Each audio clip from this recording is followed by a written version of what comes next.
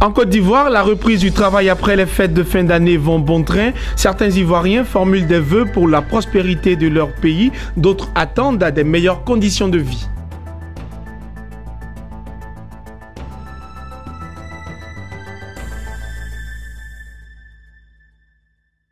Mesdames et messieurs, bienvenue. Il y a 72 heures, la Côte d'Ivoire célébrait le passage au Nouvel An.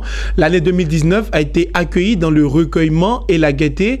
Au lendemain de la fête, les Ivoiriens ont repris progressivement le chemin du travail pour la prospérité de leur pays, l'un des vœux formulés en ce début d'année. Retrouvons Lawani Babatunde et Marius Seri pour le reportage. La commune du Plateau, à Abidjan, au lendemain des fêtes de fin d'année. Le quartier des affaires et le centre d'administration ivoirienne groupent peu à peu de monde. La reprise des activités est effective, mais progressive. Depuis hier, nous sommes au travail.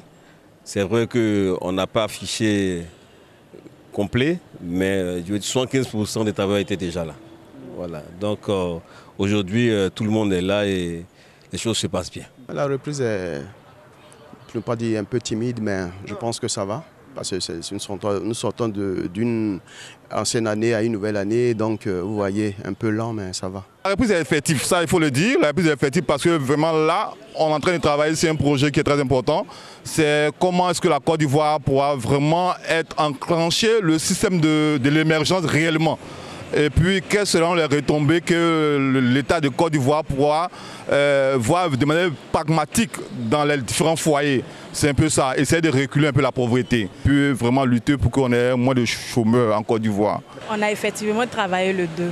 Tout le monde était à son poste. Personne n'est resté à la maison parce que sans le travail, on ne peut pas vivre. On est appelé pour ça, donc on a respecté le 2, on était à notre poste. L'année 2018 s'est définitivement rangée dans les archives pour laisser place à 2019. C'est l'occasion de formuler ses vœux pour soi-même, ses proches et tout le pays. Des vœux qui tiennent pour l'essentiel en 3 mots. Il faut que cette année 2019 soit une année de paix et que l'année qui va suivre soit une année de paix. Prospérité et longévité vraiment à tous nos collègues. De santé surtout, parce que sans la santé on ne peut rien faire. Voilà, il faut la santé et puis maintenant le reste, c'est le bon Dieu qui guide quoi. C'est Dieu qui bénit. Je souhaite à tous les Ivoiriens mes vœux les meilleurs de santé, de bonheur, de beaucoup de grâce. Que la paix de Dieu soit sur nous. Mes vœux les plus sincères de santé, longévité et puis succès dans toute entreprise. Mais surtout de santé, parce que lorsqu'on a la santé, tout le reste peut venir. La Côte d'Ivoire affiche aujourd'hui une croissance remarquable en Afrique et même dans le monde. Cette performance, appelée à se poursuivre, ne peut se faire sans un climat apaisé. 2019, année préélectorale, s'annonce donc importante. Et voilà 2019, une nouvelle année avec son lot de vœux. Rendons-nous à présent à Diokwe, c'est dans l'ouest de la Côte d'Ivoire, où notre correspondant Théodore Kanga a rencontré les populations pour recueillir leurs attentes. Ces populations souhaitent un changement dans la ville, confrontée aux coupures intempestives d'eau et d'électricité, confrontée également à la divagation des animaux et au tas d'immondices. Reportage.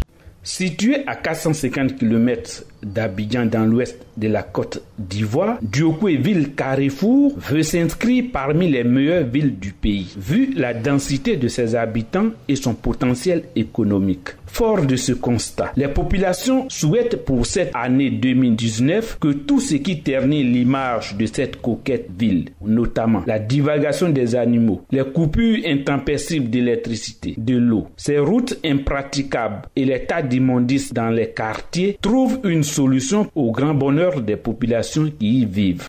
D'abord, je souhaite la paix à Diokwe, une reprise de conscience. Cette année 2019 là, je souhaite que tous les feux tricolores soient terminés parce que ce n'est pas terminé. Ils n'ont qu'à aussi chercher les véhicules aussi pour ramasser les saletés dans les différents quartiers. Nos vœux les plus meilleurs de cette année, c'est que la coupure intempestive de courant dans la localité et dans la circonscription de Diokwe. Il y a des désagréments au niveau de cette coupure. Et nous souhaiterions aussi qu'il y ait l'électricité dans les quartiers les plus un peu éloignés. Vraiment pour la ville de Diokwe, je veux qu'on arrange le problème d'eau, courant, En tout cas, je veux qu'on arrange les routes, surtout pour les ordures. C'est ce que je souhaite pour Diokwé. À Diokwé, il ne se passe de jour comme de nuit sans coupure d'électricité ou d'eau. Par moments, ces coupures intempestives créent des désagréments aux consommateurs qui ne savent pas à quel sein se vouer. Nous tournons aussi vers les autorités, toujours pour leur demander de pouvoir jeter un regard sur l'électricité. Parce que les coupures intempestives aussi créent des dommages dans des maisons, sur nos appareils.